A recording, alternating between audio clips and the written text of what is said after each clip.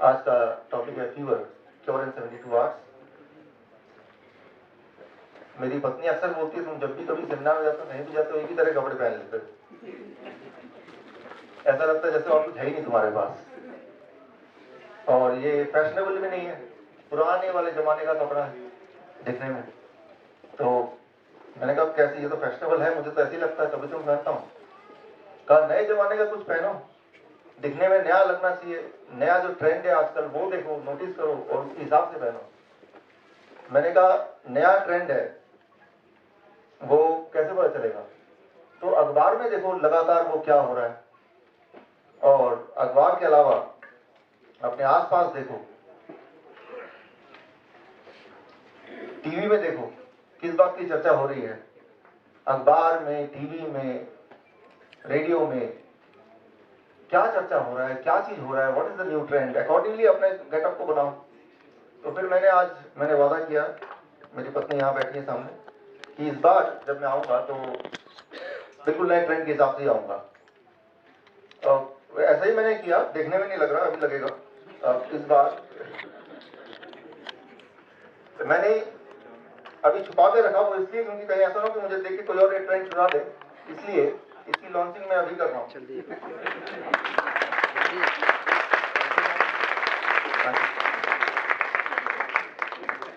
बिल्कुल आज के ट्रेंड के हिसाब से ही मैंने आज का गेटअप बनाया है।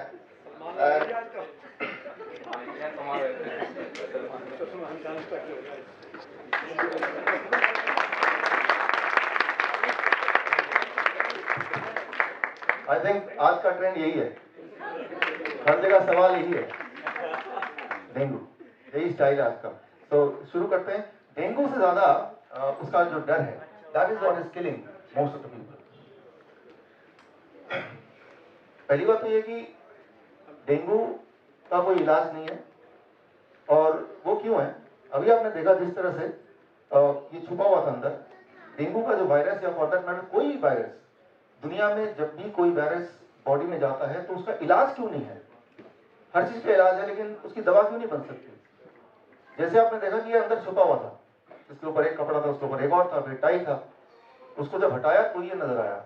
सिमिलरली जब भी कोई वायरस, कोई भी वायरस, वो डेंगू हो सकता है, चिकनगुनिया हो सकता है, जीका हो सकता है, बुरा हो सकता है, H1N1 हो सकता है, H2N1 हो सकता है, कुछ भी हो सकता है, जब वो जाता है वो वायरस इतना चालाक होता है, वो ब्लड सर्कुलेशन में ना रह के वो सेल्स के अंदर पहला लेयर, दूसरा लेयर, तीसरे लेयर पे वो हाइड करता है।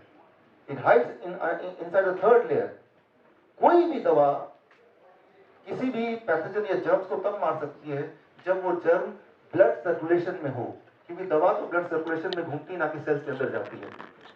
तो क्योंकि दवा सेल्स के अंदर जाती नहीं है और वायरस सेल्स के तीसरे चौथे लेयर के अंदर ही छुपता है, इसीलिए वायरस का कोई दवा हो नहीं सकता। There can not be a medicine for virus. जब वायरस ब्लड सर्कुलेशन में आएगा तभी दवा कुछ कर सकती है। एक तो ये पहला कारण है, it hides inside the cell. दूसरा कारण, इट चेंजेस शेप। तो लगातार शेप बदलती रहती है, कोई भी वायरस है उसकी कैरेक्टरिस्टिक है, आज वो कोई शेप में, कल वो कोई शेप। फॉर एग्जाम्पल, आपने एक हाथी को मारने का एक मशीन बनाई, जब तक वो मशीन आपने बना के तैयार किया तब तक हाथी मच्छर में कन्वर्ट हो गया। तो आप मच्छर के को बनाने के, मारने की मशीन को बनाने की तैयारी करने लगे, लेकिन जब तक वो मशीन तैयार हुई तब तक वो एक कुत्ता बन गया। Right, what I mean to say, आपका दुश्मन का अगर आपको आइडेंटिटी पता है, उसका शेप साइज पता है, तभी उसका वेपन या उसका टूल या उसका मेडिसिन कुछ बन सकता है। लेकिन जिसका एक स्थिर शेप ना हो, उसका मेडिसिन कैसे बनाएंगे आप? तो इसीलिए वायरस का कोई दवा हो नहीं सकता। तीसरी बात, सबसे इंपॉर्टेंट बात, वायरस आर नॉन लिविंग। आप उसी चीज को मार सकते हो जो जिंदा तो हो, जो चीज जिंदा ही नहीं उसको मारेंगे कैसे? Right, so you cannot kill the virus because virus are non living, first of all. And the most important thing is, जैसे ही वायरस किसी सेल के अंदर एंटर करता है तो सेल के मटेरियल को, डीएनए, आरएनए, प्रोटीन को यूज करते हुए वो मल्टीप्लाई करता है। Means outside the body it is non-living, inside the cells of your body it behave like living, means it multiplies। और जब वो मल्टीप्लाई करता है तो वो जो वायरस है वो बाकी सेल्स के अंदर भी अंदर दे एंटर।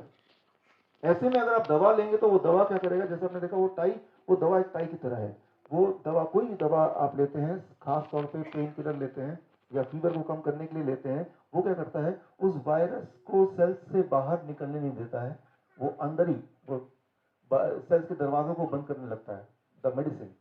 लेकिन उससे क्या होगा कि वायरस सेल्स के अंदर मल्टीप्लाई होता रहेगा और एक टाइम होगा कि वो इतना ज्यादा वायरस सेल्स के अंदर होंगे, सेल्स ही डिस्ट्रॉय होगा and then it will burst inside, that is even more dangerous. So there can not be a medicine for virus, और ना तो कोई क्योर है, और क्योर की बात तो छोड़ ही दीजिए, वायरस को आप डायग्नोस भी नहीं कर सकते। कौन सा वाला वायरस है, डायग्नोस करने का कोई तरीका नहीं है। फॉर एग्जाम्पल, डेंगू है, H1N1 है, कोल्ड है, चिकनगुनिया है, जीका है, ये नया आने वाला है इंडिया में, राइट। सो लेकिन अब कैसे डायग्नोस होगा कि ये कौन सा वाला वायरस है? फॉर एग्जाम्पल, सारे में आप देखिए प्लेटलेट काउंट लो होता है, यस, डेंगू में भी होता है, H1N1 में भी, कोल्ड में भी होता है, चिकनगुनिया में भी होता है, जीका में भी होता है। बॉडी एक, वो भी सब में होता है। अच्छा, लॉस ऑफ एनर्जी सभी में होता है, फीवर सभी में रहता है, कमजोरी सभी में रहता है। सारे वायरल डिजीज का जो सिम्टम्स है वो लगभग लगभग सेम है। इट इज इम्पॉसिबल टू से by looking at the symptom कि आपके अंदर वाला वायरस कौन सा वाला है। इट इज इम्पॉसिबल टू से। तो कैसे डायग्नोस होगा? आप बोलेंगे लैब टेस्ट में डायग्नोस होगा। जो पॉपुलर लैब टेस्ट है उसका, जो the most popular lab test, जो first line of lab test है, उसे कहते हैं PCR test, polymerase chain reaction test, virus की आइडेंटिटी जानने का। बट इंटरेस्टिंग बात यह है कि इस टेस्ट के आविष्कारक कैरीमुलस, उनका कहना है कि this test can detect the genetic sequencing of virus but not the virus themself. ये वायरस की जेनेटिक सीक्वेंसिंग बताता है, ना कि वायरस की आइडेंटिटी बताता है। वायरस के अंदर कौन सा प्रोटीन है वो बताता है, और वो वाला प्रोटीन किसी और वायरस में भी हो सकता है, किसी और तरह के वायरस में भी। तो ये जो टेस्ट अभी यूज करते हैं हॉस्पिटल में, डॉक्टर यूज करते हैं, वो टेस्ट से वायरस नहीं पता चल सकता, राइट। वो टेस्ट से सिर्फ ये पता चल सकता है कि उसका प्रोटीन क्या है, और डेंगू के वायरस का प्रोटीन और H1N1 वायरस का protein they are same. So this means वो कुछ भी हो सकता है। पहली बात, इसको सिंपल भाषा में अगर बोलें, फॉर एग्जाम्पल मान लीजिए मैंने एक दूरबीन बनाई, वो दूरबीन से आप उसामा बिन लादेन को ढूंढ सकते हैं, ऐसा दूरबीन बनाया। लेकिन उस दूरबीन से जब देखने लगे तो उसामा बिन लादेन कुछ इस तरह दिखने लगे। तो अब क्या दिक्कत आएगी, क्या प्रॉब्लम आ सकती है? जैसे आपने ये पकड़ा तो हो सकता है उसामा बिन लादेन हो, लेकिन ये भी तो हो सकता है कि कोई और इंसान जैसी दाढ़ी ऐसे, वो उसको आपने डिटेक्ट कर लिया। The same is the situation with the test, PCR test, जो कि फर्स्ट लाइन ऑफ एक्शन का टेस्ट है। So there is no test at all, कोई भी टेस्ट नहीं है। लेकिन अगर आप अभी भी सहमत नहीं है तो मैं लेटेस्ट रिपोर्ट दिखाता हूँ। सीडीसी की साथ, CDC centre of disease control, ये गवर्नमेंट ऑफ यूएस का हाईएस्ट अथॉरिटी है, और इन्होंने ठेका लिया हुआ है पूरे दुनिया में जो दवाइयाँ होंगी या डायग्नोस्टिक होंगे वो कैसे होने होंगे, वो ठेका इनको मिला हुआ है, ऐसा मान लीजिए। इनका कहना है, इसको जरा अगर हम पढ़ें इसको, ये ध्यान से पढ़िए, as with any diagnostic test, while a negative Zika PCR test, Zika की जगह डेंगू डाल दीजिए, H1N1 डाल दीजिए, it is same. PCR test would suggest that an infection has not occurred. A negative Zika test result does not rule out infection with Zika virus. क्या कोई आप में से इसको हिंदी में ट्रांसलेट कर सकता है? इसको हिंदी में ट्रांसलेट किया, अगर नहीं है नेगेटिव, नेगेटिव आता है, नेगेटिव मतलब कि नहीं, इसका मतलब ये नहीं कि वायरस नहीं है, लेकिन इसका मतलब ये भी नहीं कि वायरस है।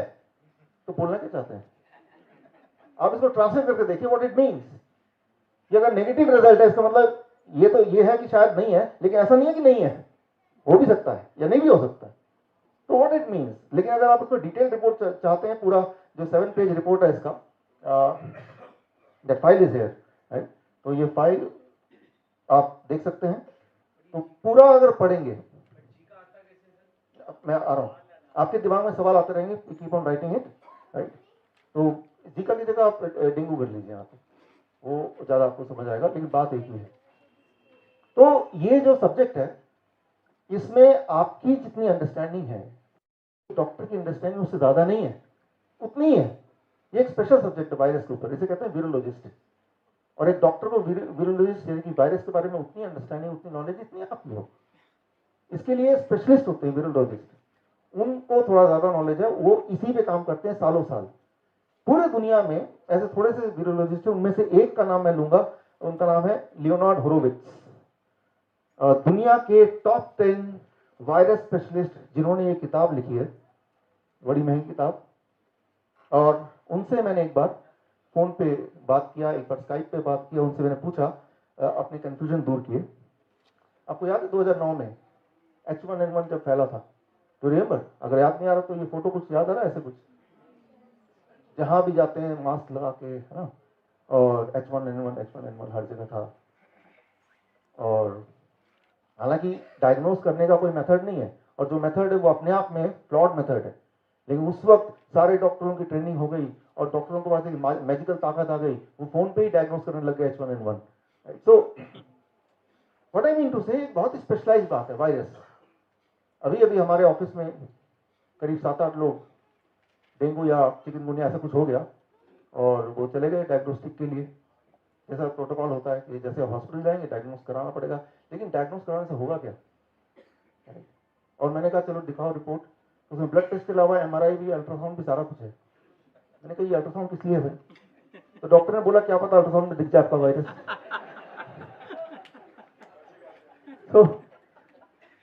तो ये एक ऐसा सब्जेक्ट है, इसमें आपकी नॉलेज और वो जो डॉक्टर जिसके ऊपर भरोसा कर रहे हैं वो एक जैसा ही है, अलग नहीं है। Your knowledge is not less than their knowledge, और उनका नॉलेज वो जो बोलेंगे वो सही है। तो 1.5 साल पुरानी बात है जब दोबारा से H1N1 का एक भय फैला। H1N1 फैला कि नहीं वो तो क्वेश्चन मार्क, उसका जब भय फैला, 1.5 साल पुरानी बात है, तब मैं बाहर गया था। भूषण जी हैं आप? भूषण जी, हाँ आप हैं। मैं वो आपके मित्र की बात कर रहा हूँ। हाँ, तो मैं जब बाहर गया हुआ था तो उनको बुखार हुआ, एडमिट हो गया हॉस्पिटल में। कौन सा हॉस्पिटल? अपोलो वो था, एशियन था, एशियन था ना। और उन्होंने बोला कि देखते ही कि इस वक्त कोई भी अगर फीवर में जाएगा, डॉक्टर देखते ही बोल देगा आपको डेंगू है। उस वक्त का ट्रेंड था H1N1, उस वक्त का स्टाइल था H1N1, आपको तो H1N1 है, और दवा भी चालू कर दी, और 3 दिन के अंदर उनकी डेथ हो गई। 3 दिन के अंदर, जब तक मैं वापस आया तब तक डेथ हो चुकी थी। और खुद गाड़ी चला के गए थे, और विदिन 3 days ही डाइड। सो मैंने थोड़ा इन्वेस्टिगेट किया, और जो टॉप वीरोलॉजिस्ट है उनके सामने एक केस रखा, उसको डिटेल में एक्सप्लेन, उसको मैंने स्टडी किया उनके साथ मिलके। लेकिन उनका जो एक क्लिपिंग है वो आपको दिखाता हूँ, उनका क्या मानना है, वो डेथ हुई कैसे, इसको समझना आपके लिए जरूरी है। I am having in my hand the death certificate of one of my friend. A specific case I would like to discuss with you. He was admitted on 27th of February, that is just last week, with the symptoms of pneumonia in one of the biggest hospital of India, and the doctor suspected of H1N1 and gave him Tamiflu. And on 2nd of March, that is after 3 days of admission of pneumonia, he died. And the death certificate said that he died of H1N1 positive. So, what do you think? My belief is he did not die of H1N1. My belief is he died of the treatment of Tamiflu. What I think is that the Tamiflu is the cause of the death rather than any virus. What is your take on this? I would have to agree completely with you. I totally agree with that diagnosis. I believe that if you start to study Tamiflu and the fraud that was instigated in the process of approving Tamiflu, I would have to go back and study, but I seem to recall that the whole Tamiflu operation and the drug company that produced it was under the direction of the American military industrialist Donald Rumsfeld, that his organization was literally implicated in consumer fraud and in defrauding the federal government, in paying off the Food and Drug Administration to approve of Tamiflu, which is extremely toxic. And my general beef with what it is that you're reporting and the conclusion of the hospital is, again, the hospitals are bribed. The hospital administrators are bribed. When you are in that position, and it's the same thing in academia, the way control is maintained is the way I've discussed previously, that you've got money coming in from these higher level organizations such as World Bank, World Health Organization.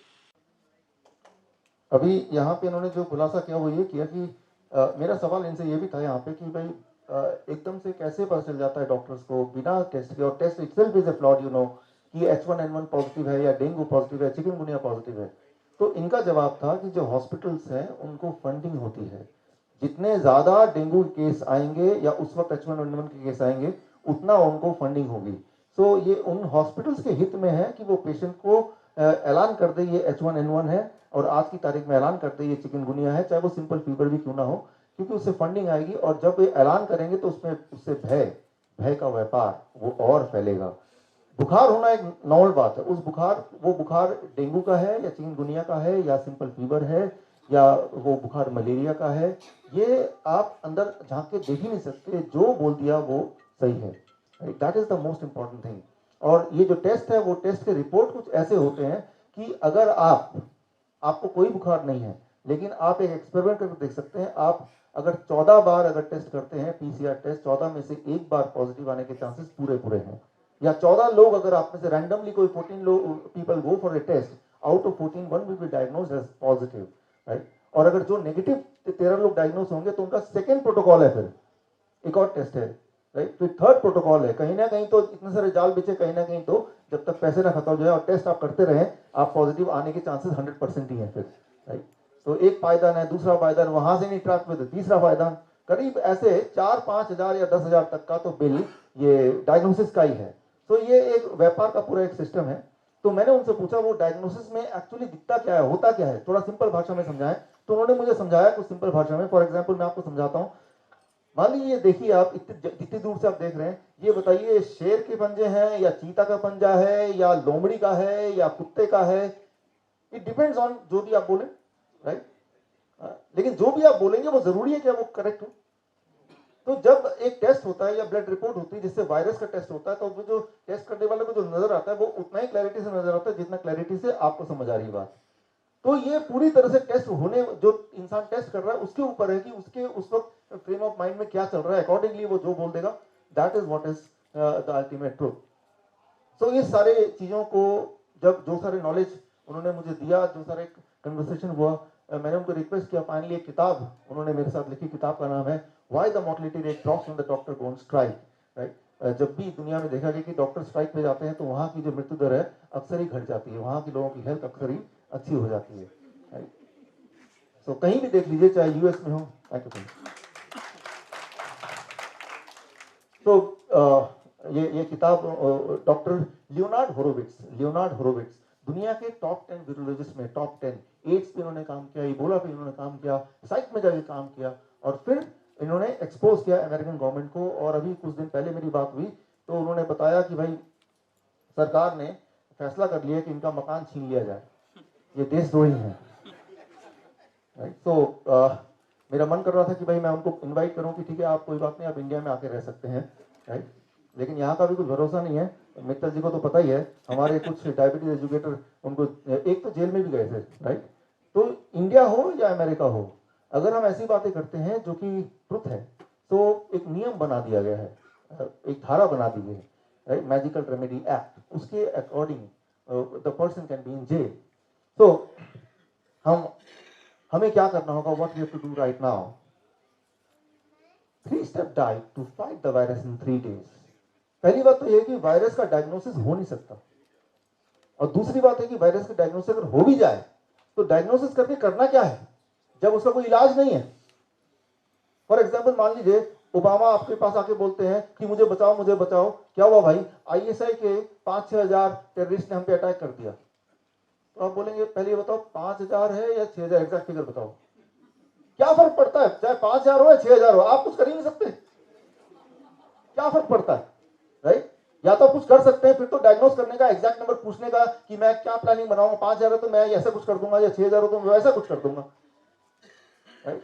तो जिस चीज का हम कुछ कर ही नहीं सकते, जिस चीज का कोई दवाई नहीं है, डायग्नोसिस की जरूरत कहां से। So there is no need to diagnose because you cannot do anything about it, right? तो आप कुछ कर ही नहीं सकते, तो डायग्नोस करने का मतलब नहीं है। वो क्या है कि वो चक्कर काटे हैं, कुछ पैसे हैं जो वो भय के व्यापार में जाएगा। उससे क्या होता है कि वो पेशेंट का टाइम पास होता है, टाइम पास होने के साथ साथ मनी पास होता है, उसके साथ टाइम के साथ साथ तो फीवर ठीक होना ही है। तो लगता है चलो सब कुछ किया और ठीक हो गया। तो अब आता है 3-step diet to fight the virus in 3 days। तो जब मैंने उनसे बात की होरोविट्ज से, तो उन्होंने एक इंटरेस्टिंग बात बताई मुझे। इमर्जिंग वायरस, ये किताब कभी पढ़िएगा, लेकिन ये बड़ा ही कॉम्प्लिकेटेड किताब है। उन्होंने इंटरेस्टिंग बात बताई कि इबोला, आपको याद होगा इबोला अफ्रीका में जब फैला था, तो वहां पे जो ट्रुप गया था, डॉक्टर्स गए थे वहां के लोगों को बचाने के लिए यूएस से। वो डॉक्टर्स को जब इबोला हुआ तो वो बच गए, वो नहीं मरे। तो उन्होंने बोला कि वो, मैंने पूछा कैसे नहीं मरे, तो उन्होंने एक स्पेसिफिक डाइट बताई मुझे, जो मैं आज आपको बताने जा रहा हूं कि ये that diet was confined and limited to only those doctors. तो वो डॉक्टर चाहे तो वो डाइट उनको भी दे सकते थे, लेकिन उन्होंने अपने आप को बचाने के लिए तो वो डाइट लिया, और लोगों को बचाने के लिए, दुनिया को दिखाने के लिए वैक्सीन या समथिंग एल्स, जो भी चीजें हो सकती हैं, वो स्टैंडर्ड चीजें वो की। बट जब अपनी बारी आई, then they were on a very specific diet which I am going to share with you right now, right? और once you are on this diet, वो वायरस कोई भी वाला वायरस हो, चाहे वो चिकनगुनिया हो, डेंगू हो, H1N1 हो, it will just take 3 days, only 72 hours. तो आज मेरा जो मकसद है, ना केवल ये नॉलेज आप तक पहुंचाने का, ये आपके माध्यम से आपके आसपास के लोगों तक पहुंचाने का। और उसके लिए, ताकि ये नॉलेज ठीक से पहुंचे, एट द एंड मैंने एक कार्ड बनाया है, उसमें जो जो इंपॉर्टेंट बातें हैं वो मैंने उसमें कलरफुली डाल दिया है। तो वो कार्ड लेते हुए जाएं, ताकि आप जब किसी को बताएं तो वो करेक्ट हो, उसमें कुछ गड़बड़ ना हो, कंफ्यूजन ना हो, राइट? नहीं तो आप कंफ्यूज हो जाएंगे, कुछ कितना याद रहेगा, कितना याद नहीं रहेगा, that is the question mark. तो वो ठीक से वो आप आगे डिस्ट्रीब्यूट कर सकते हैं, वो मेल कर सकते हैं, व्हाट्सएप कर सकते हैं, so that the people आपके near and dear हैं, they get cured and they are more comfortable than what they are doing। अभी तो confused है, right? वो डाइट को समझने के लिए आपको मेरे 4 सवालों के जवाब देने हैं। पहला सवाल, which is the correct, Vicks की गोली लो मच्छर दूर भगाओ या किचकिच दूर करो? पहला है, दूसरा? अच्छा, दूसरा वाला ठीक है। अच्छा, इसलिए ठीक है, किचकिच दूर करो। बचपन से सुनते आए हैं किचकिच या कफ एंड कोल्ड। इसके बारे में सच्चाई ये है कि अगर आप दवा लेंगे तो 1 हफ्ते में ठीक हो जाएंगे, अगर दवा नहीं लेंगे तो 7 दिन में ठीक हो जाएंगे। Right? So what I mean to say here is whether you take medicine or not, दवा लेंगे तो 1 हफ्ते में ही ठीक हो जाएंगे, और दवा नहीं लेंगे तो 7 दिन लगेंगे ठीक होने में। तो ये है कि जब हम बीमार पड़ते हैं तो हमारा दिमाग को हमें एंगेज करना होता है, कहीं ना कहीं लगाना होगा ना। तो डॉक्टर पास जाए, लाइन में खड़े हो, केमिस्ट शॉप में खड़े हो, छुट्टी दे रहे हैं, तो वो दिमाग, ध्यान जो है वो बीमारी से हट गया, और बॉडी तो फाइट कर ही रही है, 7 दिन में ठीक होना ही है, उसमें कुछ भी बेच डालो, राइट? जो बेचना है बेच डालो। तो डॉक्टर यही करते, वो जो 7 दिन है वो फियर फैक्टर है, उसमें सारा बिजनेस हो गया। चलिए, पहला क्वेश्चन, दूसरे, ये पहला आपने सही जवाब दिया। Now I am coming to the second question. देखते हैं, what is the common between Salman Khan and Asaram Bapu? I am sure you will not be able to answer this question. चलिए, इसका आंसर मैं ही दे देता हूं। Trigeminal neuralgia. अच्छा, इसको मैं एक्सप्लेन करता हूं, व्हाट इज ट्राइजेमिनल न्यूरल्जिया। ये एक ऐसी बीमारी है जिसमें यहाँ पे ऐसा दर्द होता है कि मानो कि कोई चाकू भोग रहा हो या इलेक्ट्रिक का शॉक लग रहा हो। ये तो हुई एक बात, लेकिन इंटरेस्टिंगली अगर कोई स्कैन करता है, एमआरआई करता है, या उसमें नर्व में कहीं पे भी कोई डैमेज या किसी तरह से वो दिखता ही नहीं है, लेकिन दर्द होता है। That is called trigeminal neuralgia. आपको याद होगा बचपन में जब हमें स्कूल में जाना नहीं होता था, घर में ही रहना होता था, तो बहाना मारते थे पेट में दर्द हो गया, तो इस बहाने से स्कूल से छुट्टी मिल जाती थी। लेकिन पेट में दर्द है कि तो दवा भी खानी पड़ेगी।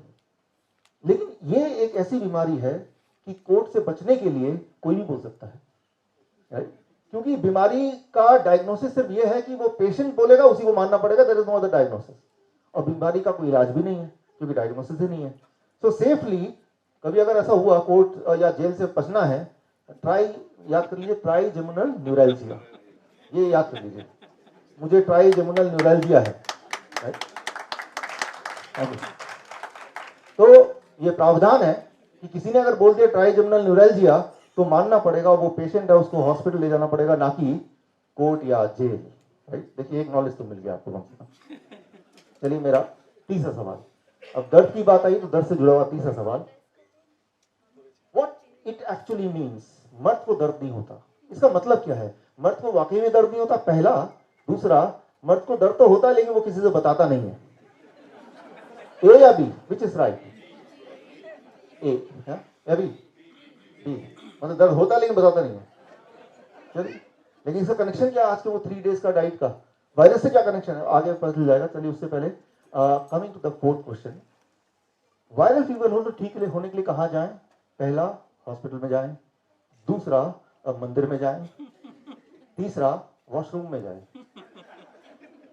चलिए इसके जवाब को मैं आगे दूंगा टाइम आने पे। अब शुरू से शुरू करते हैं। वायरस कैसे आता है, क्या करता है और हमें क्या करना है? देखिए इस वक्त हम बातचीत कर रहे हैं, आप मुंह खोल रहे हैं, बंद कर रहे हैं, सांस ले रहे हैं। So in this atmosphere thousands and thousands of suspended particles are there, जो हमारी आंखों से हम देख नहीं सकते, उसको रिकॉग्नाइज नहीं कर सकते। अब देखिए यहाँ पे लाइट पड़ रही है, अगर लाइट पे यहाँ पे बिल्कुल झांकेंगे तो यहाँ पे सस्पेंडेड पार्टिकल दिखाई देंगे। Getting the point, right? So those are the particle जो वैसे नहीं दिखाई दे रहे हैं बट वो है, एग्जिस्ट करते हैं दुनिया में, and there are thousands of different kind of, most of them are harmless, वो कुछ भी नहीं करेगा, right? We cannot avoid that दैट, वो नाक के अंदर जाएंगे, बाहर आएंगे, बट वो हार्मलेस हैं, दे कैन नॉट डू एनीथिंग। Some of them are useful, वो फायदा करेंगे, right? And some of them are harmful as well, वो हार्मफुल भी हैं, वो इसको लगा दो या हटा दो पीछे, वो हार्मफुल है, सम ऑफ देम आर हार्मफुल। उनमें से कुछ वायरस हो सकता है, वो वायरस कुछ भी हो, उसका नाम कुछ भी दे दें आप। वो वाले वायरस जब जाते हैं बॉडी में, नाक से, मुंह से, कैसे भी करके, या फिर मच्छरों से कैसे भी करके, when they enter the body, वो बॉडी में कुछ करते हैं और हमारे ब्रेन को पता चल जाता है कि हमारे बॉडी में एक दुश्मन आ गया है, अब उसको भगाओ। हमारा brain is tuned to help you, to protect you, your health, and so that you are able to live a healthy long life. तो ब्रेन के पास कुछ वेपन्स हैं, टूल्स हैं, जिस टूल से वो वायरस को इनफेक्टिव करके, उसको वीक करके बॉडी से निकाल सकता है। वो टूल बॉडी के पास है, वो टूल ब्रेन के पास है। तो सबसे इंपॉर्टेंट टूल है that is fever, high fever, temperature. एक इंपॉर्टेंट बात है कि जब टेम्परेचर बढ़ जाता है, ज्यादा टेम्परेचर पे वायरस इनफेक्टिव हो जाता है, वो एक्टिव नहीं रह सकता है, वो मल्टीप्लाई नहीं हो सकता है, और उसके बाद हमारा बॉडी उसको बॉडी से बाहर थ्रो कर सकता है, हमारा ब्रेन, दैट्स द मैकेनिज्म। लेकिन जब हाई टेम्परेचर होता है तो क्या होता है कि हमें डिस्कम्फर्ट भी लगता है, ऑफकोर्स हमें खाने पीने का मन नहीं करता, काम करने का मन नहीं करता। So it is called disease, disease. Disease का मतलब इलनेस नहीं है, disease, I am not at ease, I am not comfortable, right? So I am disease means I am not easy, it is not easy, it is not comfortable, that's all। लेकिन वो हमें as a human we are not, right, much accustomed to living in disease, हमें comfortable चाहिए। तो एकदम से हमें वो डॉक्टर याद आता है कि भाई मुझे बीमार पड़ गया, मैं क्या करूं, तो मेरे पास आ जाओ, मैं कुछ करता हूँ, और वो जैसी दवा देते हैं एकदम से टेम्परेचर डाउन हो जाता है, फोर्सफुली डाउन होता है, तो ब्रेन एज्यूम करता है कि वायरस चला गया होगा, राइट? जबकि वो मेडिसिन कैसे काम करता है, come to it, but the temperature goes down and the brain assume that the virus is gone और द बैक्टीरिया इज गॉन और द जर्म इज गॉन। जो वायरस है वो नॉन लिविंग होते हुए भी वो बड़ा इंटेलिजेंट है, उसको पता चल गया कि ये इंसान को पता चल गया है कि भाई कुछ गड़बड़ है, तभी ये इधर उधर जा रहा है।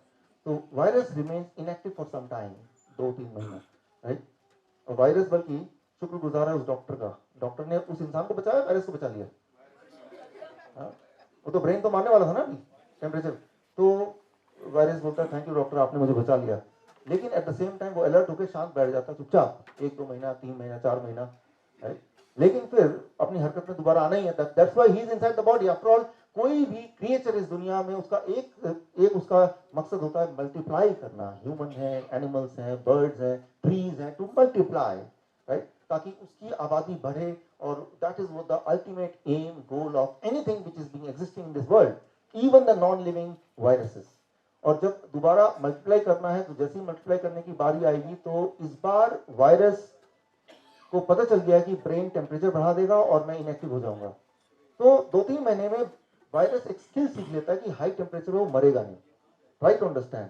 अब हाई टेम्परेचर में मरना, राइट, उससे कैसे प्रोटेक्ट करना है, दैट वायरस लर्न्स इट। यानी कि अब ब्रेन के पास ये वाला टूल नहीं है, लेकिन ब्रेन के पास कुछ और वेपन्स हैं। एक वेपन है कफ एंड कोल्ड, राइट? तो बहुत ज्यादा जुकाम, आपने गौर किया होगा, दवा लिया, फीवर ठीक हो गया, लेकिन 1-2 महीने बाद जुकाम आ गया। Those are connected things which you will not able to understand कि दोनों में कनेक्शन है, लेकिन वही वाला वायरस था, लेकिन अब उसने रूट चेंज कर लिया, स्टेट चेंज कर लिया। मैंने बताया था a virus can change the state many times, right?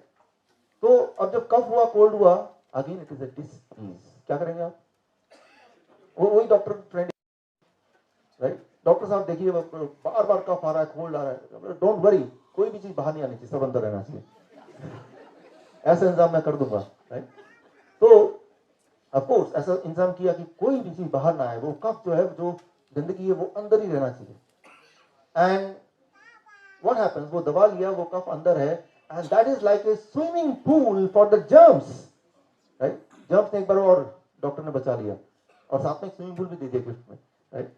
सो उस स्विमिंग पूल में वो जर्म्स थोड़ी और फूलेंगे, बट इंटेलिजेंट जर्म्स हैं ब्रेन को धोखा देने के लिए कि दोबारा ये कफ एंड कोल्ड ब्रेन कर देगा, तो पहले मैं ये सीख लूं कि कफ एंड कोल्ड से बचा कैसे जाए। ये बात याद रखिए कि that is called vaccination, that is called immunity. जैसे हमारी इम्यूनिटी है, वो वायरस की भी इम्यूनिटी है। वो virus will learn the skill how to protect from fever and then how to protect from the cough as well. उससे भी मैं पकड़ाना चाहूँ, लेकिन उसको मल्टीप्लाई करना जो उसका मेन ऑब्जेक्टिव था, वो तो है ही। तो जब उसने अपने आप को इक्विप कर लिया, कोल्ड से या कफ से मैं बाहर नहीं जाऊंगा, तैयार कर लिया, और दोबारा से हरकत में आ गया, he started multiplying and damaging the body. अब ब्रेन को पता चल गया कि वो वायरस है या कोई ना कोई वायरस है, लेकिन ब्रेन के पास कुछ वेपन्स और भी हैं। उनमें से एक है लूज मोशन या vomiting, right? It is not a illness, it is disease, discomfort, right? लेकिन जैसे लूज मोशन हुआ, it is not comfortable, it is not fashionable. जरा सोचिए, अभी लूज मोशन हो गया, भाई साहब रुकिए, मैं जरा लूज मोशन जाता हूँ, फिर तब तक फिर शुरू कीजिए, कितना अजीब लगेगा, राइट? तो अच्छा नहीं लगेगा। तो भाई वो फिर बोलेगा डॉक्टर भाई मैं अभी सेमिनार में जाऊंगा, और अगर लूज मोशन होगा तो I will miss something, right? बार बार कौन जाएगा टॉयलेट में, ये अच्छी बात नहीं है। डोंट वरी, कोई भी चीज बाहर नहीं आनी, सब अंदर रहना चाहिए। तो एक बार फिर से उसने ऐसा दवाई दे दिया कि इट इज पोस्ट, तो लूज मोशन बंद हो गया। आप बोले डॉक्टर आपने क्या कमाल कर दिया, राइट? लेकिन ट्राई टू अंडरस्टैंड। मान लीजिए आप यहाँ ड्राइव करके आ रहे हैं और वहां पे रेड लाइट, जो पेट्रोल का लाइट ब्लिंक कर रहा है, व्हाट इट मींस कि पेट्रोल अभी कम है, तो क्या करना होगा? आपको घुमा के पेट्रोल पंप पे लेके जाना होगा, that's what you have to do, right? लेकिन आपके सामने डॉक्टर बैठा हुआ है, डॉक्टर बोला डॉक्टर साहब देखिए ये ब्लिंक कर रहा है, बड़ी मुसीबत है यार, अभी ठीक करता हूँ। कैंची जाके वो तार काट दी जिससे वो ब्लिंक करता है। अरे यार आप तो कितने अच्छे कमाल, अब देखो कोई प्रॉब्लम ही नहीं। So try to understand the warning. It was a warning only. Warning should not be confused as an illness, right? जो warning है उसको illness नहीं समझना चाहिए, वो disease है। It is not an illness, it is not a disease, it is disease only, right?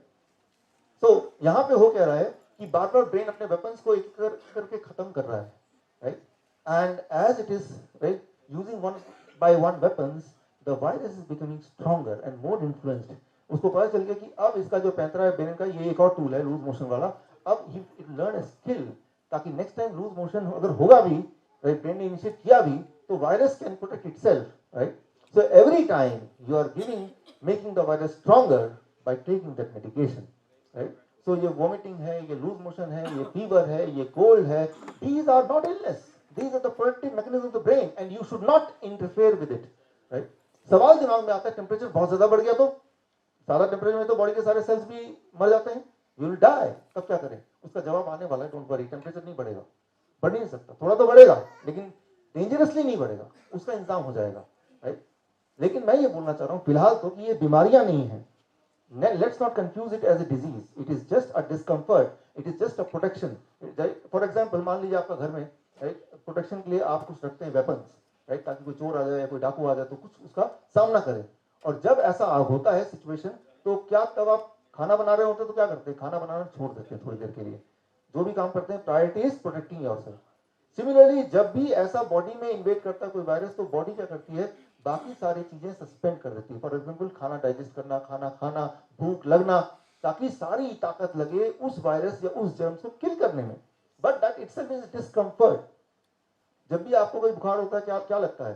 कि खूब सारा खाना खाऊं, या लगता है कुछ खाना ना खाऊं? क्या लगता है कि सबसे बातें करूं, दोस्ती करूं, टीवी देखूं, फेवरेट प्रोग्राम देखूं, या लगता है कोई डिस्टर्ब ना करो भाई, I want to lie down? Because brain ने ऐसे केमिकल रिलीज किए ताकि आपको कुछ करने का मन नहीं करे, ताकि brain and body should focus on killing that enemy. dis-ease. Brain is giving you dis-ease and we should respect that dis-ease, right? तो अब मान लीजिए पेन की बात करते हैं, दर्द की बात करते हैं, हेडेक की बात है, स्टमक की बात है, जॉइंट पेन की बात है, तो तुरंत हम एक पेन किलर ले लेते हैं. Let's try to understand what it is. मान लीजिए मैं यहाँ से चल रहा हूँ और सामने नीचे कील है और the moment I step on the की नेल, क्या हुआ? एकदम से पेन आएगा and I will fall back, right? But try to understand कि जो पेन था वो उस इंजरी की वजह से नहीं है. ब्रेन मुझे बताना चाहता है, बिकॉज भगवान ने आंखें पैर के नीचे दी नहीं है, मुझे पता नहीं चलेगा. Brain want to tell you, immediate मेरा अटेंशन लगाना चाहता है, देखो भाई यहाँ पे आपने इंजर कर दिया, stop and pay attention to this, इसको पहले ठीक करो फिर आगे बढ़ो. तो इंस्टेंटली मुझे पेन देगा. Try to understand, pain is not because of the injury. दर्द जो होता है वो किसी इंजरी की वजह से नहीं होता. ब्रेन चाहता है कि आप उस पर ध्यान दें, इसीलिए that's how it is, right? That is. लेकिन कुछ दुनिया में लोग होते हैं जिनको पेन नहीं होता, मर्द को दर्द नहीं होता, उसके अलावा भी कुछ लोग ऐसे हैं, राइट? उसके बारे में मैं आपको बताता हूँ. मान लो हेडेक होता है, अचानक आपने पेन किलर ले लिया, हेडेक इज गॉन. लेकिन वो पेन किलर ने हेडेक गायब कैसे किया? हमारे पूरे बॉडी में सिग्नलिंग सिस्टम है जिसके थ्रू ब्रेन सिग्नल पास करता है. ब्रेन को हिंदी या इंग्लिश आती नहीं है, उसका जो लैंग्वेज है that is by giving some signal like pain, ताकि आपको अलर्ट कर दें. तो जब आप पेन किलर लेते हैं तो वो जो सिग्नलिंग सिस्टम है ब्रेन का वो स्विच ऑफ हो जाता है and that is what is called pain killer. लेकिन बार बार अगर सिग्नल सिस्टम ब्रेन का स्विच ऑफ हो जाएगा, एक टाइम आएगा कि जब आपको पेन होना बंद हो जाएगा, वो दर्द नहीं होता, तो आप भी वो मर्द वही वाले बन जाएंगे, दर्द ही नहीं हो रहा. फॉर एग्जाम्पल जो डायबिटीज के पेशेंट होते हैं एडवांस वाले, उनका आपने कई बार ध्यान दिया होगा कि जब वो चलते हैं तो अगर कोई कील चुभ जाए तो उनको नहीं पता चलेगा, राइट? और वो इंजर होता रहेगा, बिकॉज ब्रेन ने पेन सिग्नल देना बंद कर दिया है. लेकिन पूरे दिन के बाद जब शाम को आते हैं और जूते और मोजे उतारते हैं तो मोजा पूरा ही खून में लथपथ. That is the time, for the first time ही नो, अरे यार मैंने अपने पैर को इतना इंजर कर दिया, राइट? तो try to understand and tell me, pain is an enemy और पेन इज ए फ्रेंड? तो पेन को इंटरफेयर नहीं करना है, राइट? जैसे टूथ हो गया, हेडेक हो गया, तुरंत एक पेन किलर ले लिया. पेन किलर का मतलब ब्रेन की जो सिग्नलिंग सिस्टम है उसको आपने इंटरफेयर किया. इसका मतलब नेक्स्ट टाइम और आगे आगे एक टाइम आएगा जब ब्रेन पेन सिग्नल देना बंद ही कर देगा. ऐसे कुछ बच्चे पैदा होते हैं दुनिया में जिनको कहते हैं CIPA. CIPA, congenital insensitivity to pain, that is CIPA. मतलब बचपन से उनके बॉडी में पेन सिग्नलिंग एबिलिटी वो उसके साथ पैदा ही नहीं हुए थे. उनको पेन नहीं होता, दर्द नहीं होता. टीचर मार ली तड़ातड़ मारते रहो, मुझे तो कोई पेन ही नहीं हो रहा. अच्छा आइडिया ना? कैसा लगेगा ऐसी जिंदगी, पेन ही ना हो? मजा आएगा? अच्छा रहेगा कि नहीं रहेगा? वो बोलेगा मैं तो सीपा चाइल्ड हूं तो मुझे तो पेन ही नहीं होता. अब देखिए, इस वक्त अगर मैं आपकी फोटो खींचूं, इस वक्त यहां से आपकी फोटो खींचूं, 15 मिनट बाद एक और फोटो खींचूं, अभी देखिए आप कैसे बैठे हैं, कोई ऐसे बैठा है, कोई ऐसे बैठा है, कोई पैर ऊपर कर बैठा है. 15 मिनट बाद अगर एक और फोटो लें और दोनों कंपेयर करें, क्या आपका पोज बिल्कुल सेम रहेगा? Not all. तो जैसे आप एक पर्टिकुलर पोज में बैठे हैं तो आपका ब्रेन नजर बनाया हुआ है उस पोज पे और आपके टिश्यूज पे. टिश्यूज की एक कैपेसिटी होती है उस वेट को झेलने के लिए. उस कैपेसिटी के बाद वो टिश्यू ब्रेक होना शुरू हो सकते हैं. तो ब्रेन क्या करेगा, एक पेन सिग्नल भेजेगा और आपको बिना डिस्टर्ब किए ही एक हल्का पेन सिग्नल. तो आपका ध्यान यहाँ है लेकिन आपने पोस्चर चेंज कर लिया, राइट? लेकिन जो सीपा चाइल्ड है, सीपा चाइल्ड, मान लीजिए मैं ऐसे खड़ा हूं तो मेरा 70 kg का वेट है, मैंने अपना सारा वेट इस लेफ्ट पैर में ज्यादा डाला हुआ है, बट मेरे left leg is design to hold that weight for some time. लेकिन उसके बाद क्या होगा कि मेरे टिश्यूज टूटने लगेंगे, लेकिन उससे पहले ब्रेन एक सिग्नल देगा, pen signal, I will change the posture, right? तो सीपा वाला बच्चा क्या करेगा, फॉर एग्जाम्पल मान लीजिए यहाँ पे ये बहुत गर्म है एंड अननोइंगली मैं अपना हाथ ऐसे रखता हूँ, I pull it back, right? Because ये हीट है, ब्रेन ने बिल्कुल पेन सिग्नल दिया मेरे फिंगर्स पे और जलने से पहले मैंने इसको कर लिया. लेकिन जो सीपा चाइल्ड है उसका हाथ यहीं रहेगा, पेन सिग्नल ब्रेन भेज नहीं पा रहा है. और क्या होगा कि कुछ समय बाद जब वो देखेगा अरे मेरा हाथ कहाँ, वो तो जल ही गया, लेकिन फिर भी उसको पेन नहीं हो रहा है, राइट? तो वो ऐसे खड़ा है और कुछ देर बाद या कुछ घंटों बाद खड़ा रहेगा, वो उसको पेन नहीं होगा, हड्डियां भी टूट जाएंगी तब भी पेन नहीं होगा. तो पेन अगर ना हो, दैट इज कॉल्ड सीपा. ऐसे जो लोग हैं, राइट, वो 25 साल से ज्यादा जिंदा नहीं रहते, 25 years. By the time they are 25 years of old, उन्होंने अपनी इतनी हड्डियां तोड़ चुकी होती हैं, दे डाई, राइट?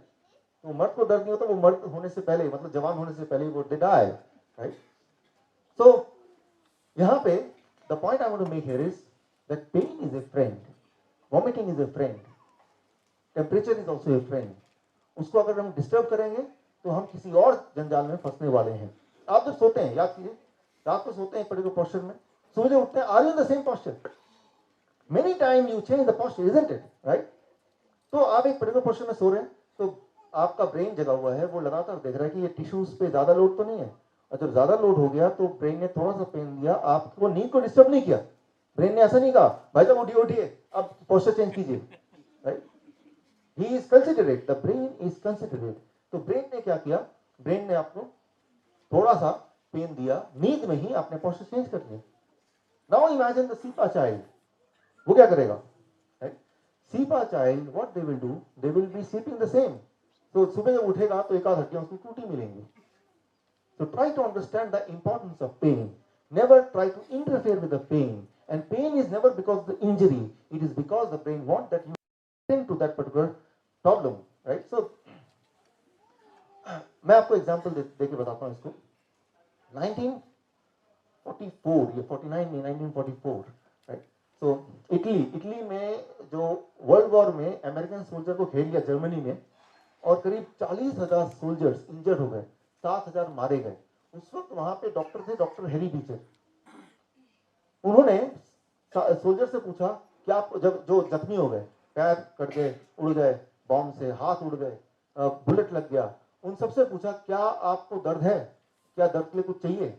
70% का जवाब था दर्द नहीं है. तो ट्राई टू अंडरस्टैंड, पेन जो होता है ना, वो दर्द किसी इंजरी से के लिए नहीं होता. और उस वक्त जब भी कोई सोल्जर्स अगर जब लड़ाई के मैदान में होते हैं, तब बुलेट लग जाए, पैर भी उखड़ जाए, उसको दर्द नहीं होता उस वक्त. बिकॉज ब्रेन जानता है अगर मैं पेन दूंगा तो इसका ध्यान वो दुश्मन से हटके सीधा पेन पे जाएगा and he will be killed, right? So brain chose कि भाई थोड़ी देर बाद जब ये सेफ जोन पे आ जाएगा तब मैं पेन दूंगा, ताकि वो वाला पैर जो इंजर्ड है वो और हिलाए डुलाए ना. एक इजरायली वॉर में एक इजरायली सोल्जर, एक महिला, उनका पैर पड़ा माइन पे और ब्लास्ट कर दिया, पूरा पैर उखड़ गया. जोर जोर से चिल्लाने लगी. फिर डॉक्टर की टीम आई, क्या आपको दर्द है, कुछ चाहिए? कहा नहीं नहीं, तुम चिल्ला क्यों रहे हैं, अब मुझसे शादी कौन करेगा? So try to understand the pain is not because of the injury. Brain chose कि भाई जब लड़ाई के मैदान में है तो ध्यान लड़ाई पे होना चाहिए, जब सेफ जोन में है तब पेन आता है. मैं आपको एग्जांपल देता हूं. हिरन कभी देखा आपने? अब ये वीडियो देखिए कि हिरन का झुंड है, गोली लगी, और गोली लगने के बाद सारे हिरन भाग रहे हैं. आप देख के पहचान नहीं पाएंगे उनमें से कौन सी हिरन को गोली लगी है. देखिए जरा इस वीडियो को.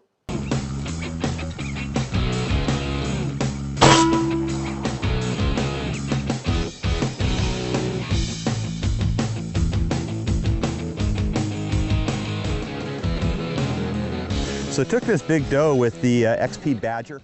काफी समय बाद उनमें से एक हिरन दूर कहीं जाके पड़ा मिलेगा. That is how you will understand कि इस वाले हिरन को गोली लगी थी. क्योंकि जब गोली लगी उस वक्त अगर ब्रेन पेन इनिशिएट कर देगा तो उसका ध्यान पेन पे चला जाएगा, तो अपने आप को बचाएगा कैसे? So try to understand the pain is not the result of the injury, it is the brain's protective ability. brain decide करता है कब दर्द देना है, चूज करता है. For example 1981 30th March, Ronald Reagan, कौन है रोनाल्ड रिगन? American president. उनको गोली लगी, राइट? वो देखिए गोली लगने वाला scene. It doesn't make much sense, Henry. He puts you here and then he runs around with a big gun.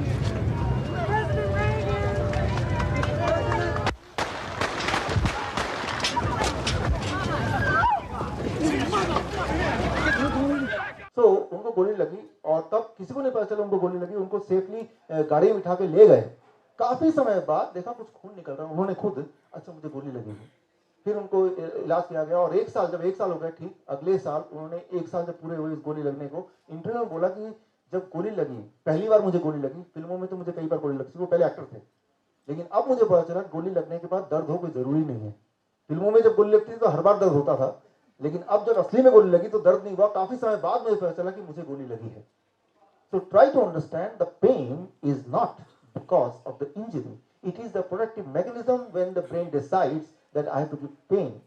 For example, आप अपना एग्जाम्पल लीजिए. आज जब घर से निकल रहे थे, संडे का दिन है, घर का सब कुछ ठीक करके जाना है और सेमिनार में टाइम पे पहुंचना है और ये बुक फेयर भी थोड़ा एंजॉय करना है, आप अपना टाइम मैनेज कर रहे थे और जल्दी में सामान रखते हुए और बाकी काम करते हुए आपका जो पैर है वो बेड के कोने में लगता है, लेकिन आप नोटिस नहीं करते। अब इमेजिन कीजिए होता क्या है ऐसे में कि रात को जब दोबारा घर जाते हैं, कपड़े बदलते हैं, तब देखते हैं अरे बाप रे यहाँ पे चोट सी लगी हुई है, याद करते हैं कब हुआ था, अरे सुबह जब मैं चल रहा था और भाग रहा था तब वो टकरा गया था। और जब ये सोच रहे होते हैं उस वक्त आपको पहली बार दर्द का एहसास होता है, isn't it? लेकिन जब एक्चुअली हो रहा था तो ब्रेन उसे देख रहा था, लेकिन ब्रेन को पता है कि अभी मैं दर्द दूंगा, बेचारा पहले से बहुत लेट हो चुका है, तो जाने दो उसको अभी। अब जब शाम को आ गए, सारे काम कर लिए, सोने जा रहे हैं, तो ब्रेन ने बोला अब इसको थोड़ा मैं इसका थोड़ा काम खींचता हूं, इसको थोड़ा डिसिप्लिन करता हूं।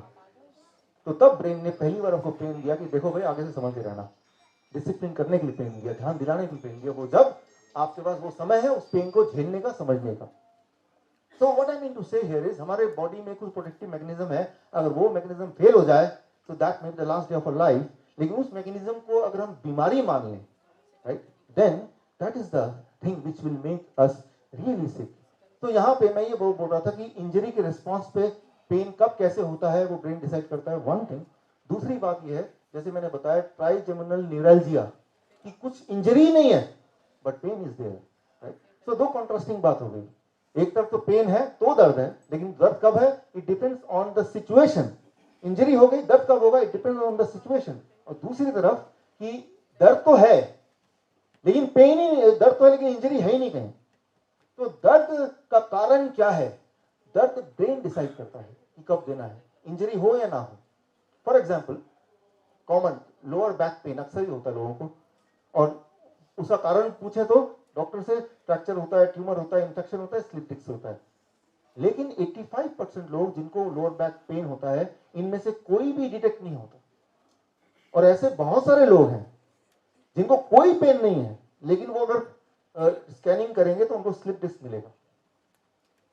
अब क्या है कि जब कोई लोअर बैक पेन में गया तो डॉक्टर की रिस्पॉन्सिबिलिटी बन जाती है कि इनमें से किसी ना किसी एक में तो डालना ही उस आदमी को, और फिर उसको इलाज चालू कर देना है। और वो जिंदगी भर इलाज चलता है और जिंदगी भर वो ठीक ही नहीं होता कभी। सो पेन मे और may not have a physical connection, right. It may be because of blocked emotion. मान लो बचपन का कोई दुख है, उस दुख को बार बार याद करते हैं तो ब्रेन सोचता है आप उस दुख को संभाल के रखना चाहते हैं, तो वो दुख ब्रेन कहीं डाल देता है। दैट पार्ट में भी पेन है। जब तक उस इमोशन को हम स्विच ऑफ नहीं कर देंगे, ब्लॉक नहीं कर देंगे, तब तक वो पेन आता रहेगा। लेकिन हम ढूंढते हैं जो कारण, वो इन्हीं में से किसी को ढूंढते हैं, उस डॉक्टर को बोलते हैं, डॉक्टर को वो पेन के बारे में उतना ही पता है जितना आपको पता है। उनको पेन क्या होता है, उसका साइंस क्या होता है, उसका आर्ट्स क्या होता है, वो वाला टॉपिक है ही नहीं। उनको बता दिया ये चार होते हैं, तो इन चारों में आपका पेन ढूंढ के ही रहेगा कौन सा रीजन है, वो ढूंढ के ही रहेगा। आप ऐसा कीजिए, आपको पेन नहीं है, आपको पता है, लेकिन डॉक्टर बोलिए बहुत पेन है, बहुत पेन है। फिर देखिए वो डॉक्टर क्या करता है, चारों में से एक कारण निकालता है कि नहीं, कम से कम एक कारण निकाल के देगा, जब तक चैन से नहीं बैठेगा वो, राइट। मैं एग्जांपल दे रहा हूँ, बाईपास सर्जरी आने से पहले जब लोगों को एंजाइना पेन होता था, हार्ट का पेन, राइट, एंजाइना पेन, तो तब एक सर्जरी थी। उस सर्जरी में क्या होता था कि थोड़ा सा कट मारा और अंदर जो आर्टरीज है उसको थोड़ा हिलाया डुलाया, इस उम्मीद से कि अगर कोई चीज ब्लॉकेज होगी तो हिलने डुलने से वो ब्लॉकेज हट उठ जाएगा, तो ठीक ही हो जाएगा। और वो सर्जरी बड़ी पॉपुलर हुई और हमेशा देखा गया उस सर्जरी के बाद लोगों का पेन कम भी हो गया। अब हार्वर्ड में एंड यूनिवर्सिटी ऑफ पेनिसिल्वेनिया, इन दोनों यूनिवर्सिटी में अलग अलग डॉक्टरों की टीम ने अलग अलग ढंग से एक्सपेरिमेंट किया। उन्होंने एफडीए से परमिशन ली, which now they will not give, unethical permission, कि हम दो तरह के मरीज हैं, दोनों का एंजाइना पेन है, एक ग्रुप ऑफ मरीज को वही वाला आर्टरी हिलाने वाला हम सर्जरी करेंगे, दूसरे मरीज को सर्जरी तो नहीं करेंगे, ऊपर से कट लगा देंगे कि आपकी सर्जरी हो चुकी है। और इंटरेस्टिंगली दोनों ग्रुप में सभी को रिलीफ मिला, सभी को आराम मिला और कई महीनों तक आराम रहा।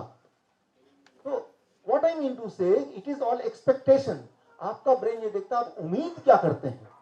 अभी हमारा डायबिटीज, वर्चुअल डायबिटीज टूवर्ड्स चल रहा है हमारा, राइट, 3 दिन वाला, और करीब 9 देशों से हमारे पास पार्टिसिपेंट्स हैं। जब पार्टिसिपेंट्स को पता चला कि यहाँ पे बहुत डेंगू हो रहा है, तो 3-4 पार्टिसिपेंट को तो बुखार आ गया। तो मतलब ये कि योर ब्रेन एक्सपेक्ट्स, राइट, देखता है सराउंडिंग कि आप क्या एक्सपेक्ट करते हैं अपने आप से। ब्रेन की रिस्पॉन्सिबिलिटी जो आप एक्सपेक्ट करते हैं, ब्रेन वो आपको डाल देगा, राइट।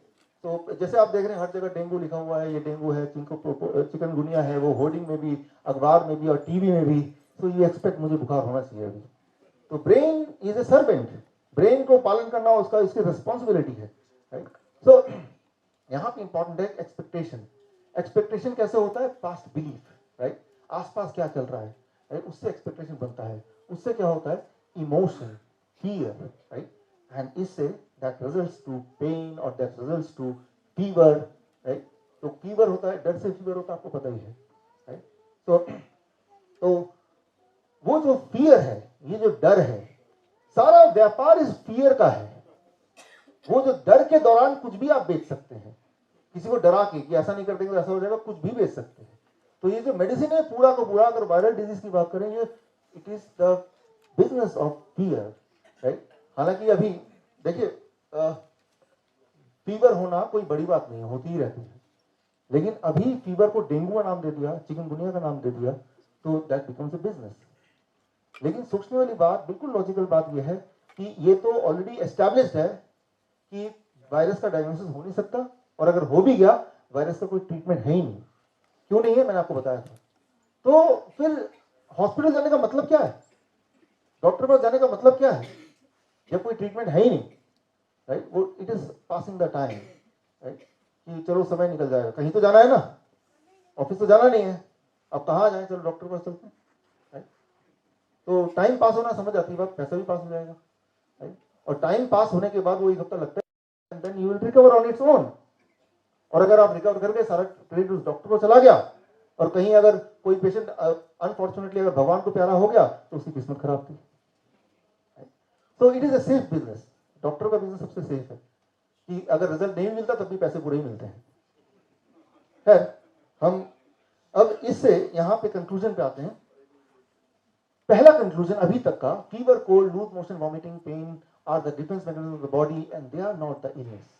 इसको इलनेस ना बोल के इसको डिफेंस मैकेनिज्म बोले, इसकी रेस्पेक्ट करें, राइट। इसे घबराए ना, ये बॉडी का इक्विपमेंट, अगर ये नहीं होता तो आप नहीं होते जिंदा, राइट। दूसरी बात, नो डायग्नोस्टिक टेस्ट और मेडिसिन फॉर वायरस। कोई डायग्नोस्टिक टेस्ट है ही नहीं और कोई दवा भी नहीं है, तो कोई मतलब ही नहीं है कि आप अगर कुछ ऐसा हो गया तो डॉक्टर के पास जाएं, हॉस्पिटल के पास जाएं, राइट। कोई मतलब नहीं। वो उनके पास जाना उतना ही ज्यादा रिलायबल रहेगा जितना कि किसी मंदिर में जाना, उतने रिलायबल, या किसी चिड़ियाघर में जाना। चिड़ियाघर चले जाएं तब भी जितना पॉसिबिलिटी ठीक होने की, उतनी पॉसिबिलिटी है जब हॉस्पिटल चले जाएं, बल्कि ज्यादा है, क्योंकि अगर हॉस्पिटल जाएंगे तो और इन्फेक्शन है, उनसे भी इन्फेक्शन लगेगा जो आपको था ही नहीं। और चिड़ियाघर जाएंगे, आपका मनोरंजन हो जाएगा, आपका दिल अच्छा फील करेगा, you will get cure quickly. तो अगली बार कोई अगर बोलता मुझे डेंगू हो गया, आप बोलिए चिड़ियाघर जाइए, ठीक हो जाएंगे।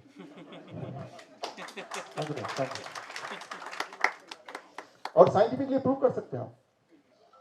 Third, consuming medicine during viral infection can lead to life long sickness. जब किसी को वायरल इन्फेक्शन हो, स्ट्रिक्टली पेन के लिए कोई दवा ना लें, स्ट्रिक्टली फीवर के लिए कोई दवा बिल्कुल ना लें। और अगर ऐसा किया तो वो वाला जो पेशेंट है जो 3 दिन में अदरवाइज ठीक होने वाला था, वो कम से कम 15 दिन, 20 दिन, महीना, 2 महीना तक वो परेशान रहेगा किसी न किसी एलिमेंट की वजह से। तो स्ट्रिक्टली क्या नहीं करना है, दैट इज, अगर कभी वायरल इन्फेक्शन या बुखार आया तो दवा नहीं लेनी है। क्यों? अब देखिए, मान लीजिए कोल्ड हुआ, आपने दवा लेकर उसको रोक दिया, कुछ दिन बाद वो ब्रोंकाइटिस बन जाएगा। फिर आपने दवा लिया, कुछ दिन बाद वही चीज निमोनिया बन जाएगा। फिर आपने दवा लिया, फिर कुछ दिन बाद वही अस्थमा बन जाएगा। फिर आपने दवा लिया, वही रेस्पिरेटरी फेलियर बन जाएगा, and then that will lead to death. Every time you may take the medicine, you make your situation even worse than before.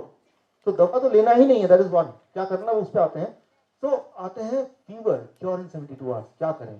पहली बात तो फीवर को क्योर करने की जरूरत नहीं, बिकॉज ये तो प्रोटेक्टिव मैकेनिज्म है बॉडी का, तो उसको क्यों क्योर करें। सवाल यह आ सकता है कि वायरस को कैसे भगाएं cure in 72 hours. That is the right topic ये होना चाहिए, वायरस है तो उसको बॉडी से कैसे निकाल बाहर रखें। उसके लिए पहले तो ये देखें कि सिम्टम क्या है। ये इंपॉर्टेंट स्केल है। नॉर्मली बॉडी का, ह्यूमन बॉडी का टेम्परेचर है वो 98.6 डिग्री नॉर्मल, राइट। टंग से, मुंह से करेंगे तो 98.6, अगर बगल में दबाएंगे थर्मोमीटर तो 97.7 ऐसे कुछ होगा, तो दैट इज नॉर्मल। 100 से 4 ये स्केल ना आपको मैं दे दूंगा, कार्ड प्रिंटेड है, right, so need not to worry about it. 100 या 100.4 डिग्री फ़ारेनहाइट तक it is called sub fever. Fever हुआ नहीं लेकिन फीवरिश टाइप लग रहा है, राइट। दैट उसका मतलब क्या, इसका मतलब है कि बॉडी में छोटा मोटा वायरस का कुछ चल रहा है, राइट, कुछ आदान प्रदान चल रहा है। Mild fever that is up to 101.3, यानी वायरस है और ब्रेन को पूरी तरह कंफर्म हो गया, ब्रेन ने अपना शुरू कर दिया है उसके खिलाफ जंग। मॉडरेट फीवर वो है 102.2 तक, मतलब जंग चल रहा है, राइट, और वो जंग में ब्रेन पर, हमारी बॉडी पर वो वायरस भारी पड़ रहा है, तो बॉडी टेम्परेचर बढ़ा रहा है। और उसके बाद होता है स्ट्रॉन्ग फीवर, जो 104 डिग्री तक होता है। स्ट्रॉन्ग मतलब अब ब्रेन ने तय कर लिया कि अपना आखिरी दांव लगा दें, इसको पूरी तरह से हरा दें, that is strong fever. Severe fever होता है 105.8, राइट, जहां पे वो इंसान की अपनी इम्यूनिटी अदरवाइज भी बड़ी कमजोर थी, राइट, तो यहां पे जंग थोड़ा लंबा चल गया। देन डेंजरस फीवर होता है 105.8, इससे आगे वाकई में डेंजरस है। यहां पे यू शुड डू समथिंग ताकि फीवर कम हो, इससे ज्यादा ना बढ़े, उसके लिए क्या करना है, I come to it. Fatal fever और लाइफ थ्रेटनिंग फीवर इज 107.6 से ज्यादा। मैक्सिमम जो फीवर जाता है किसी का भी 109/6, मिनिमम जो टेम्परेचर बॉडी का रह सकता है 86, इससे कम होगा या इससे ज्यादा होगा, इन दोनों केसेस में ही it will lead to death. Body का जो एक होम्योस्टैट है वो 86 से लेकर 109 के बीच में है, इससे अगर अलग होगा it will lead to death. अगर आपको विश्वास ना हो कभी करके देखिए, अलग, मेरा मतलब मत कीजिए, तो that will lead to death. तो अब इसमें होता कैसे है, virus it enters the body, और जब वायरस एंटर करता है तो पायरोजेनिक सब्सटेंस ऑटोमेटिकली बॉडी में रिलीज होता है, जो ब्रेन को सिग्नल की तरह काम करता है, और ब्रेन समझ जाता है कि फीवर, कि कोई वायरस अंदर आ गया है, तो ब्रेन अपना फर्स्ट एक्शन फीवर, टेम्परेचर बढ़ा देता है। क्यों? क्योंकि टेम्परेचर जब बढ़ेगा तो चार चीजें होंगी, अगर कोई टॉक्सिन होगा तो वो बर्न कर जाएगा, वो बॉडी से एलिमिनेट हो जाएगा, और वो जो जर्म है, वो वायरस है, वो पैरासाइट है, वो बैक्टीरिया है, वो पैथोजन है, वो जर्म्स इनएक्टिव या कमजोर हो जाएगा। और फीवर में हमारी बॉडी की जो इम्यूनिटी है वो इम्यूनिटी अलर्ट हो जाती है और इम्यूनिटी भी स्ट्रांग हो जाती है, राइट। तो ये चार चीजें टुगेदर होती हैं जब बॉडी अपना टेम्परेचर बढ़ा देता है, दिस फोर थिंग्स हैपेंस। इसमें जो सबसे इंपॉर्टेंट बात है स्ट्रांग फीवर। स्ट्रांग फीवर मतलब 104 तक। जब किसी का 103 पॉइंट समथिंग आता है या 104 आता है तो घबराना नहीं है उसमें। उसमें यह है कि आपका बॉडी एक आखिरी पटकनी मार रहा है। आपने देखी सुल्तान मूवी, देखी सुल्तान, राइट। तो सुल्तान में इमेजिन कीजिए कि वो सुल्तान है, वो बॉडी का टेम्परेचर है, वो ब्रेन है, और दूसरा वाला मैं आपको वीडियो दिखाता हूँ, राइट, कि कई बार वायरस भारी पड़ता है कई सारे कारण से, तब ब्रेन अपना आखिरी दाव लगाता है। At the time temperature briefly एक आध घंटे के लिए बहुत हाई जा सकता है, एज हाई एज 104। फटाफट हम उसको कोई दवा दे देते हैं, वो कुछ ऐसा ही होगा कि सुल्तान आखिरी दाव लगाने वाला था तो हमने क्या किया, उसे हाथ पैर बांध दिए, राइट। तो लेकिन तो करना क्या है, what we have to do. तो अगली बार जब 103 या 104 के करीब आएगा, याद कीजिए मेरा ब्रेन आज सुल्तान बन गया है, राइट। तो आपको बुरा नहीं लगेगा, आपको अपने कॉन्फिडेंस में रहेंगे, और आप देखेंगे it is a matter of few hours. वो जो कुछ एक घंटे होते हैं, 1 या 2 घंटा, that is the main important thing. उस वक्त आप क्या कर रहे हैं। तो क्या करना है, कोल्ड कॉम्प्रेस अगर 103 से ऊपर जाता है, and 3 step tight. Cold compress क्या होता है, बड़ा सिंपल है। एक इतना बड़ा टॉवल लीजिए और उसके 4 टुकड़े कर दीजिए, छोटे छोटे, 1 फीट बाई 1 फीट के 4 टुकड़े, 1 फीट बाई 1 फीट के ऐसे टॉवल ले लीजिए, और एक बड़ा सा 2 बाल्टी ले लीजिए, और एक बाल्टी में बर्फ वाला पानी और एक बाल्टी खाली।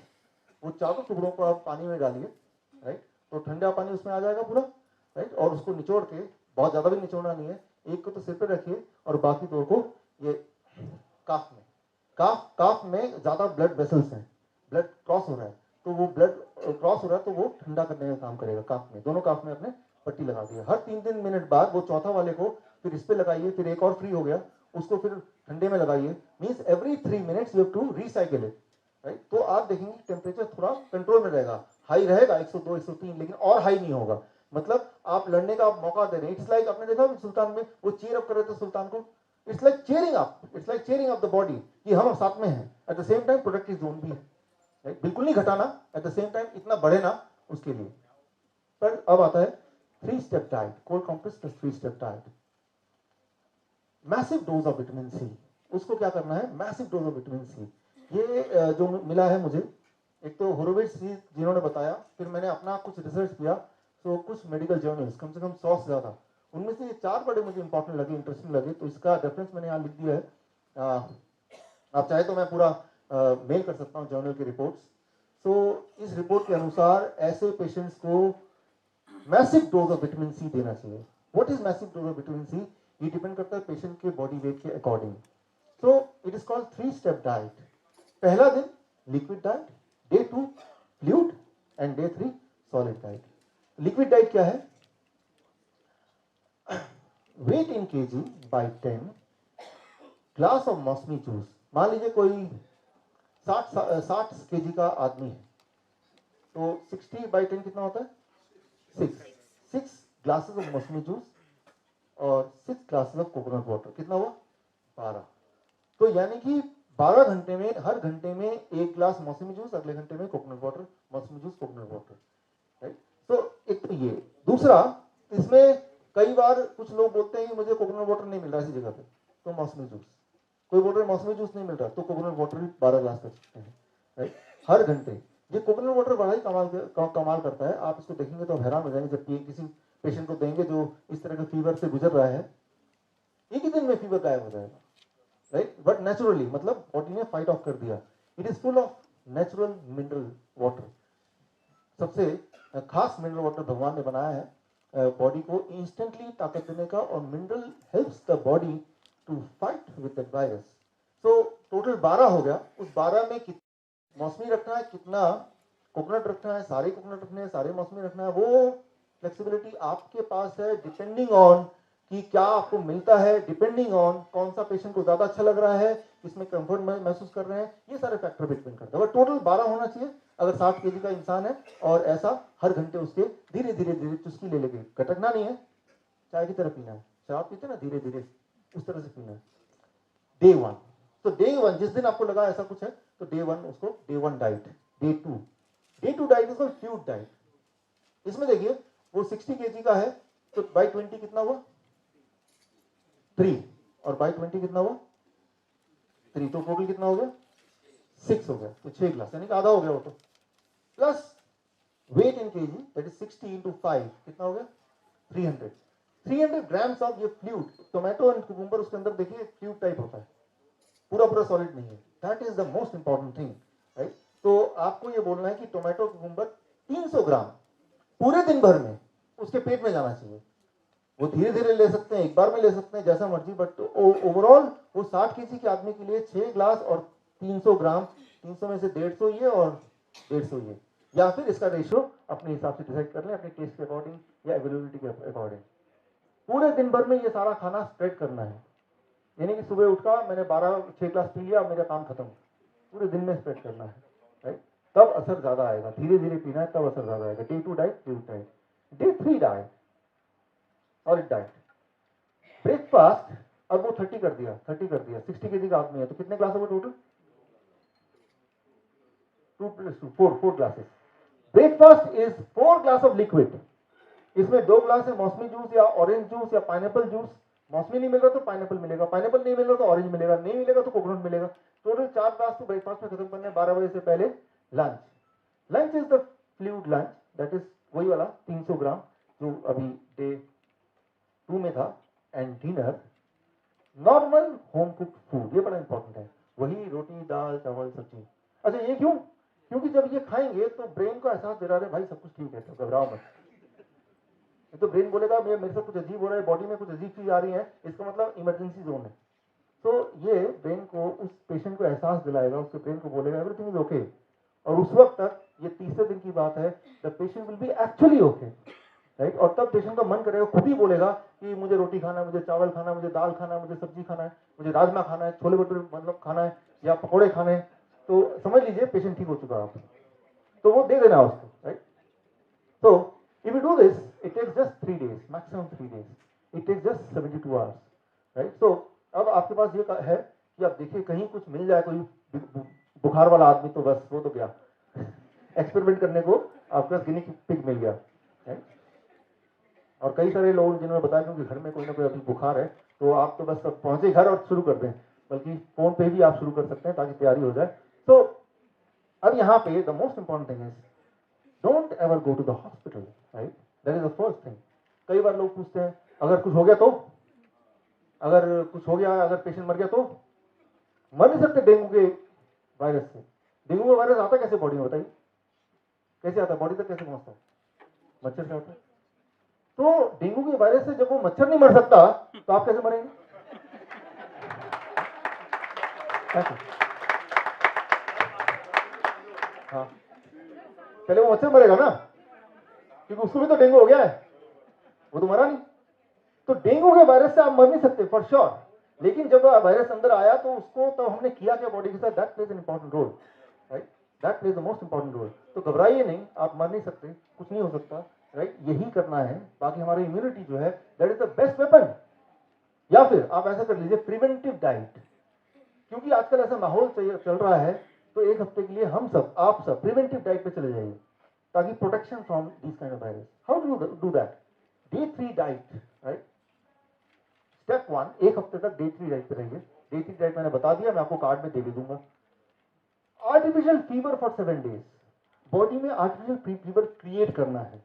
उससे क्या होगा कि अगर कुछ वायरस कभी घुसा ही घुसा होगा, जब भी वायरस अंदर एंटर करता है हफ्ते, 2 हफ्ते, 3 हफ्ते बाद आपको असर पता चलता है। तो नया नया वायरस गया होगा तो वहीं पे वो अरेस्ट हो जाएगा by doing an artificial, creating an artificial fever in the body. अच्छा, आर्टिफिशियल फीवर क्रिएट कैसे करना है? थोड़ा खर्चा करना पड़ेगा। एक बड़ा टब ले लीजिए, खरीद लीजिए बड़ा टब, जिसके अंदर आप बैठ सकें, और उस टब में गर्म पानी, इतना गर्म कि आप उसे सह सके आराम से, गर्म पानी डालिए, विच इज कंफर्टेबली आप सह सकें, और ऐसा आप 15 मिनट तक बैठे रहेंगे। तो आपकी बॉडी के जो टेम्परेचर है वो लगभग 1.5 डिग्री बढ़ जाएगा, और बढ़ा हुआ आधे घंटे तक रहेगा। और ऐसा आपको रोज करना है 7 दिन तक।